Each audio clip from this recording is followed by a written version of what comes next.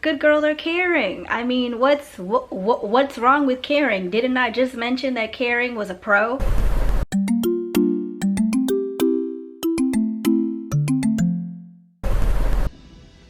Wait!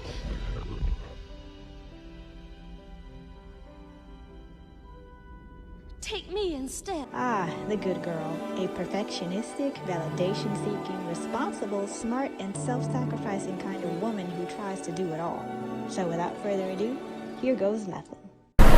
So the first question would be, who is the good girl? And according to Rachel Simmons, who is a psychologist and author of The Curse of the Good, she states that the good girl was socially and academically successful, smart and driven, pretty and kind. But she was also an individual who aimed to please, a people pleaser, towed the line, she had no opinions on things, and didn't take risks, i.e. follows the rules. She repressed what she really thought, i.e. doesn't get mad, and did not handle her mistakes with humor, i.e. has to do everything right. So that is the accurate definition of a good girl, and not this one. A girl, usually a teen or a young adult, that is still a virgin by choice. Some good girls have made out or gone to second, maybe third, but overall they rarely curse, are super respectful, kind, courteous, and usually intelligent. They want to try and wait until marriage to have sex, or at the very least until they are in a committed relationship for a relatively long period of time. Hashtag prude, hashtag innocent, hashtag good, hashtag virgin, hashtag good girl.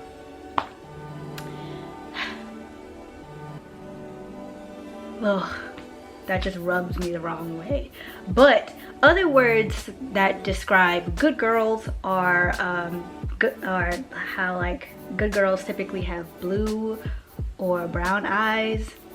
However, I don't know why they have blue as a characteristic. Like blue eyes is traditionally found to be like in a good girl. This is probably an overgeneralization, but the majority of like the good girls that you see in like pop culture and media tend to have brown eyes, but it could go either way. They are usually quiet, perfect, sheltered, studious, have no opinion on things, modest, polite, intelligent, popular, reserved, they listen, they're honest, respectful, speaks well, follows the rules, and the list goes on and on. So what are the pros of being a good girl? Good girls are typically loyal. They're respectful, caring, trustworthy. Sorry you guys. Now where was I? So pros of being a good girl is that they are typically trustworthy, kind, helpful, a good listener, caring, sensitive /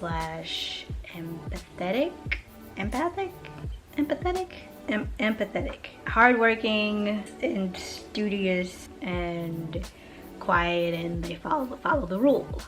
All of those are pros, and I feel like society doesn't really take into consideration that all of these noble traits that good girls are apparently supposed to have actually wind up working against us. Now I'm gonna get into those cons, and if you guys are agreeing with the stuff that I'm saying, you know, like, make sure to like this video, comment below your experiences.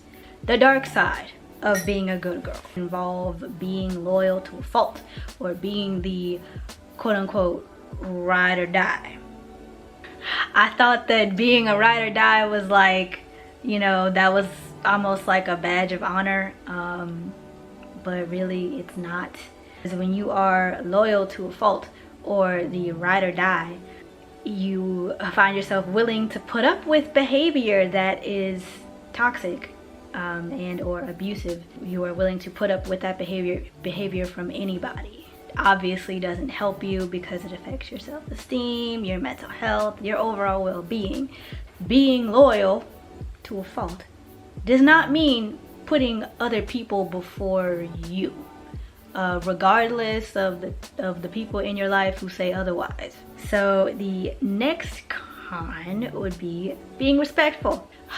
Now, I'm not saying that that being respectful is like a really, really bad thing, because it's not. And I'm also not saying that being a good girl means being respectful. Oh, well, Najah said that being respectful was a bad thing, so that means I could go off and like tell, you know, be disrespectful towards people who care about me and stuff like that. No, that is not what I'm saying at all.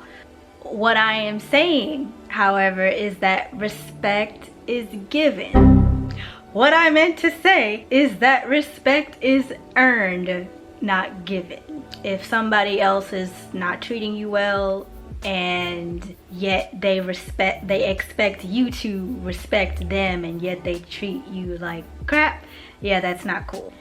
And being respectful does not mean not voicing your opinion. So if you feel differently about a certain situation than another person does, then you have the right to express your opinion, regardless of how that other person is feeling about the situation or not.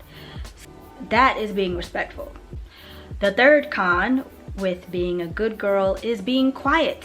As a good girl, I learned that children are to be seen and not heard. I learned that being quiet meant that, okay, you're not causing any trouble, you're not rocking the boat. With being quiet, you tend to not draw attention to yourself. When you are quiet, you do as you're told in order to not rock the boat. You do it as you're told to not be seen as the problem child, or the rebellious one, or the opinionated one, or the bitchy one. All of those, which honestly is totally and completely rooted fear of abandonment, of not being liked, of like being seen as, again, that problem child, right? So it's rooted in those fears. And then also with being quiet, boundaries are not being implemented or being enforced. My third con, good girls are caring. I mean, what's wrong with caring? Didn't I just mention that caring was a pro? Because when a good girl is caring, she is caring so much for other people that she doesn't put her own needs first. It's not good, because it just builds anger and resentment, because she's constantly putting her needs aside for other people. And the last con that I have is that good girls are hardworking. And let's be honest, who doesn't like to be known as that hardworking girl who does what she has to do to make her life work for her, and she's successful and intelligent and all of these things, right? Consistently being this hardworking good girl, you know, you are going to work yourself to the point of burnout. Self-care is placed on the back burner. Self-care is not just bubble baths and face masks. It also includes seeing a therapist, working with someone to unwrap or unbox or unpack all of like whatever trauma or whatever like negative experiences that you've had in your life that have led you to this point. Hopefully this video makes a heck of a lot of sense to you. I know I probably sounded like I was all over the place, and I hope that, you know, this like sparks some kind of discussion. I don't know, it may.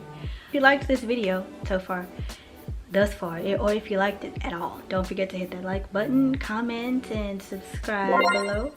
And I'll catch you guys in the next one. Laters.